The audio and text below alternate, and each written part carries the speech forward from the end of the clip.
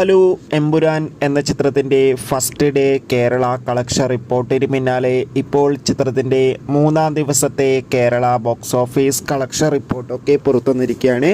ആ ഒരു അപ്ഡേഷനാണ് ഇന്നൊരു വീഡിയോ ഭാഗത്ത്. വീഡിയോയിലേക്ക് വരുമ്പോൾ വീഡിയോ ലൈക്ക് ചെയ്യുക, ചാനൽ സബ്സ്ക്രൈബ് ചെയ്യുക. ഈ വരുന്ന മാർച്ച് ഏപ്രിൽ മാസങ്ങളിൽ അങ്ങോട്ട് ധാരാളം ചിത്രങ്ങൾ OTT റിലീസ് ചെയ്യും.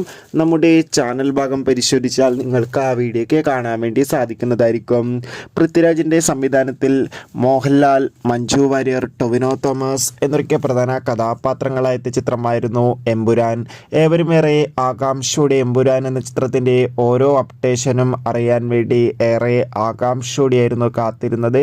ഫൈനലി എമ്പുരാൻ എന്ന ചിത്രത്തിൻ്റെ ഏറ്റവും പുതിയ കേരള ബോക്സ് ഓഫീസ് കളക്ഷൻ റിപ്പോർട്ടൊക്കെ പുറത്തുവന്നിരിക്കുകയാണ്.